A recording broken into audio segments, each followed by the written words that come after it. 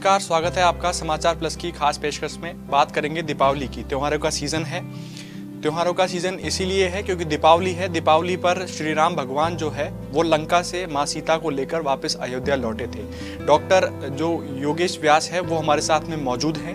उनसे बात करेंगे और चर्चा करेंगे कि दीपावली का जो पावन पर्व है वो कब मनाया जाएगा, छोटी दीपावली कब रहने वाली है, बड़ी दीपावली कब रहने वाली है और रूप चौदस कब मनाई जाएगी। जी, इस बार धनतेरस 10 तारीख को हमने मना ली है।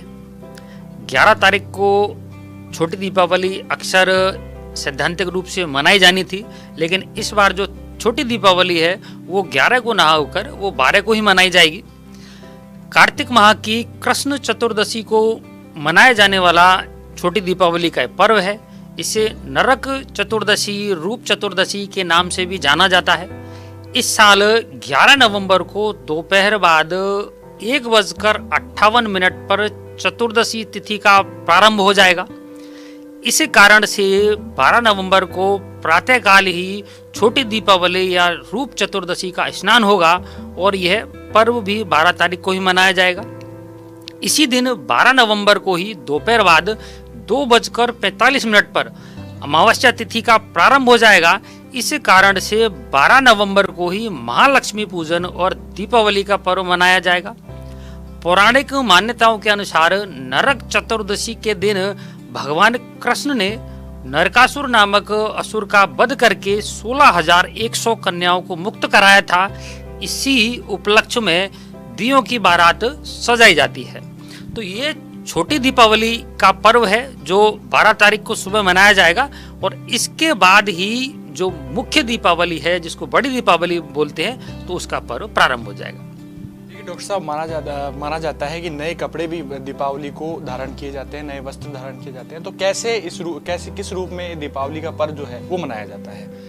हाँ, तो दीपावली के पर्व की बात करें तो दीपावली हिंदुओं का विशेष महत्वपूर्ण पर्व माना जाता है जो कि कार्तिक मास की अमावस्या तिथि को मनाया जाता है। इस दिन माता लक्ष्मी और गणेश जी की पूजा की जाती है। इस बार दीपावली का जो पर्व है वो 12 नवंबर रविवार को मनाया जा रहा है। दीपावली पर अमावस्या तिथि होने से अपने पूर्वजों एवं कुल देवी देवताओं का पूजन करके आशीर्वाद अवश्य लेना चाहिए। इस दिन भगवान राम माता जानकी के साथ में 14 वर्षों का वनवास पूर्ण करके अयोध्या लौटे थे और अयोध्या वासियों ने दीप जलाकर ही उनका स्वागत किया था। उस समय से हर वर्ष दीपावली का पर्व मनाया जाता है। वर्तमान में यह त्योहार केवल भारतवर्ष में ही नहीं बल्कि पूरे विश्व में धूमधाम से मनाया जाता है। अब दीपावली के एक श्रेष्ठ पूजन के विषय में हम बात कर सकते हैं।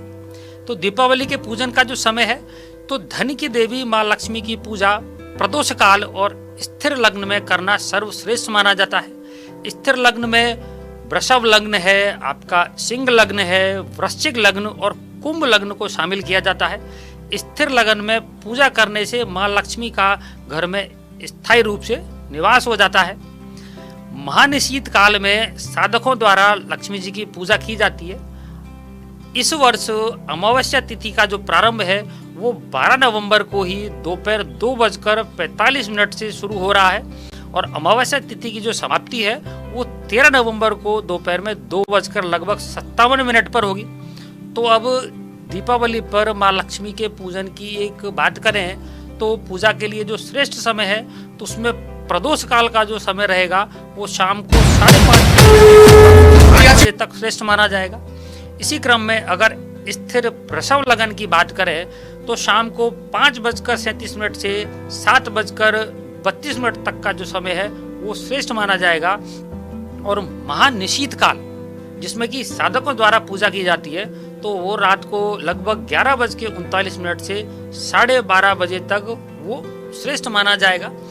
दीपावली पर साधकों को, जातकों को विष्णु सहस्त्र नाम और श्री सूक्त का पाठ करना बेहद श्रेष्ठ माना जाता है। चलिए पंडित जी, बात हुई मुहूर्त की और मुहूर्त में आपने बताया किस तरीके का मुहूर्त जो है वो रहने वाला है। अब ये बताइए कि लक्ष्मी प्राप्ति के लिए क्या प्रभावशाली जो प्रयोग है, किस तरीके से पूजा अर्चना है वो की जानी चाहिए? जी जी बिल्कुल। देखिए, दीपावली पर धन प्राप्ति के लिए कुछ विशेष उपायों की हम बात कर सकते हैं। दीपावली का पर्व माँ लक्ष्मी का श्रेष्ठ पर्व माना जाता है, प्रिय पर्व माना जाता है और लक्ष्मी जी की कृपा प्राप्ति के लिए इससे अच्छा कोई दूसरा अवसर हो नहीं सकता है। तो इसलिए लक्ष्मी प्राप्ति के लिए कुछ बेहद आसान और प्रभावी उपायों के विषय में अपन यहाँ बात करते हैं। सबसे पहले बात करें तो जो दीपावली का जो पर्व है वो 5 दिवसीय पर्व माना जाता है। तो आप इस 5 दिवसीय पर्व में प्रत्येक दिन आपको 5 दिए, जिनमें से 4 छोटे दिए और 1 बड़े दिए को घर में अवश्य जलाना चाहिए। इससे लक्ष्मी की प्राप्ति होती है। इसी क्रम में आप दीपावली के पूजन में रात्रि को कपूर जलाएं, कपूर में रोली डालें और जो राख बनती है उसको पुड़िया में लपेट करके दूसरे दिन अपने व्यापारिक स्थल पर आप लाल कपड़े में या लाल रूमाल में लपेटकर वहां रखें। प्रतिदिन उसकी धूप बत्ती करें तो आपको धन विषयक श्रेष्ठ परिणाम देखने को मिलेंगे।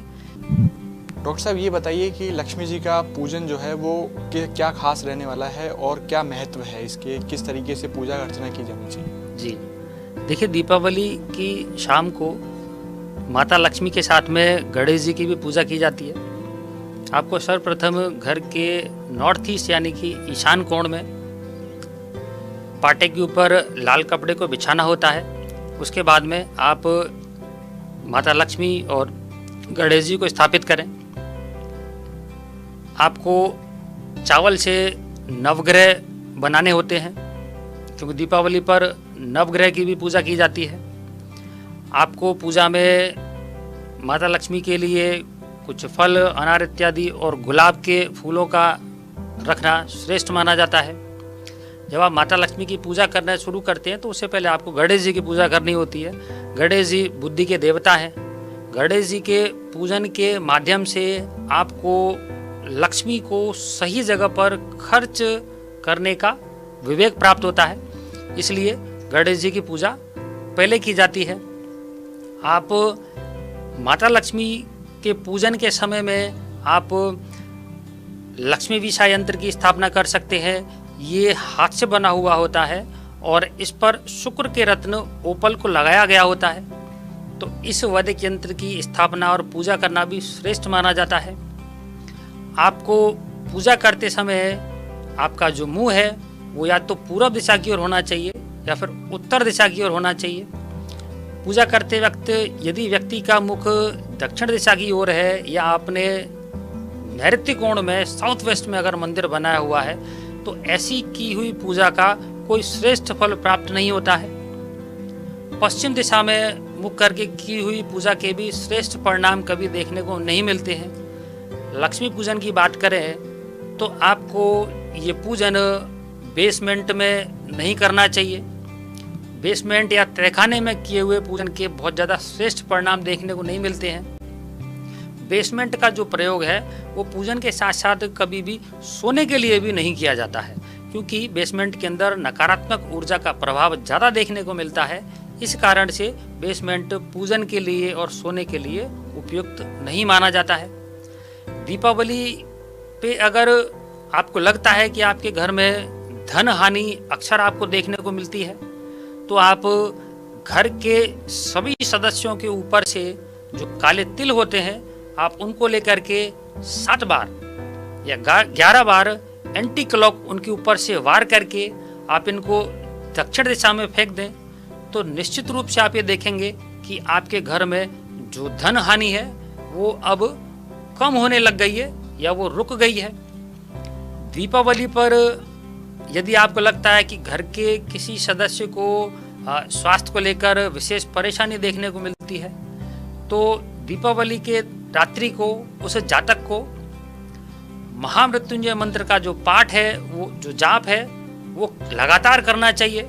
तो इससे स्वास्थ्य विषयक श्रेष्ठ परिणाम देखने को मिलेंगे।